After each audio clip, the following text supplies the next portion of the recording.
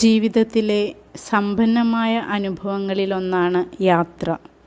നമ്മുടെ ചക്രവാളങ്ങൾ വിശാലമാക്കാനും പുതിയ സംസ്കാരങ്ങളിൽ മുഴുകാനും ശാശ്വതമായ ഓർമ്മകൾ സൃഷ്ടിക്കാനും ഇത് നമ്മെ അനുവദിക്കുന്നു. നമ്മൾ ഒരു പുതിയ നഗരം പര്യവേഷണം ചെയ്യുകയോ പ്രകൃതിയിലൂടെ കാൽനടയാത്ര നടത്തുകയോ തിരക്കൊഴിഞ്ഞ ബീച്ചിൽ വിശ്രമിക്കുകയോ ചെയ്യുകയാണെങ്കിലും ഓരോ യാത്രാ അനുഭവവും അദ്വിതീയവും അവിസ്മരണീയവുമാണ്. അത്തരത്തിലൊന്നായിരുന്നു ഈ വേനലവധിക്ക് ഞങ്ങളുടെ ഈശ യോഗ സെൻറ്ററിലേക്കുള്ള യാത്ര. ആത്മീയാചാര്യൻ ജഗ്ഗി വാസുദേവാണ് ഈശ ഫൗണ്ടേഷൻ സ്ഥാപകൻ. ശിവഭഗവാന്റെ ഏറ്റവും വലിയ അർദ്ധകായ പ്രതിമ ആദിയോഗി പ്രതിമയാണ് ഈശ ഫൗണ്ടേഷൻ്റെ പ്രധാന ആകർഷണം.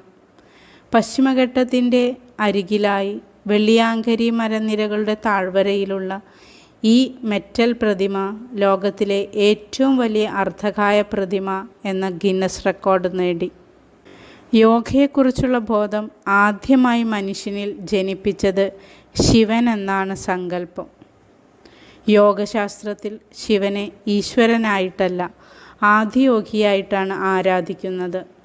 മാനവരാശിക്കായി ആദിയോഗി നൽകിയ സംഭാവനകളെക്കുറിച്ചും യോഗയുടെ മഹത്വത്തെക്കുറിച്ചും ലോകം മുഴുവൻ മനസ്സിലാക്കാൻ ഈശ ഫൗണ്ടേഷൻ ശ്രമിച്ചു.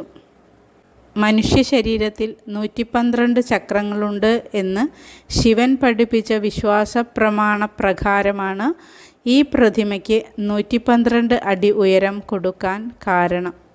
സാധകനെ സ്വാഭാവികമായും ധ്യാനനിരതനാക്കാൻ വേണ്ട ചൈതന്യപ്രഭാവം നൽകുന്നതായിരുന്നു വൈകിട്ട് 7:15 ലേസർ ഷോ. പ്രതിമയുടെ പിറകിലൂടെ കാൽനടയായി കുറച്ചു ദൂരം നടന്നാൽ ഈശ യോഗ സെൻറ്ററിൽ എത്താം. നടക്കാൻ കഴിയാത്തവർക്ക് കാളവണ്ടിയിലോ ഇലക്ട്രിക്കൽ വാഹനങ്ങളിലോ പോകാം. പോകുന്ന വഴികളിൽ കൃഷിയും ഈശ ഷോപ്പിംഗ് ഔട്ട്ലെറ്റുകളും കാണാം.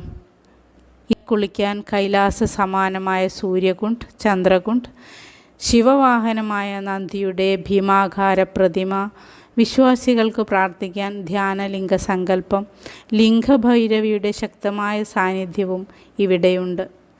ക്യാമറകൾക്കും മൊബൈലുകൾക്കും ഇതിനകത്ത് പ്രവേശനമില്ല. പ്രകൃതിക്കുമേൽ കനത്ത ആഘാതമേൽപ്പിച്ചുകൊണ്ടാണ് ഈശ ഫൗണ്ടേഷൻ കോയമ്പത്തൂരിലെ ഈ ലോക ആസ്ഥാനം പണി കഴിപ്പിച്ചതെന്ന് പരിസ്ഥിതി വിദഗ്ധർ ചൂണ്ടിക്കാണിക്കുന്നു. എന്തൊക്കെയായാലും മികച്ച ഒരു യാത്രാ അനുഭൂതിയായിരിക്കും ഇവിടുത്തെ സന്ദർശനം.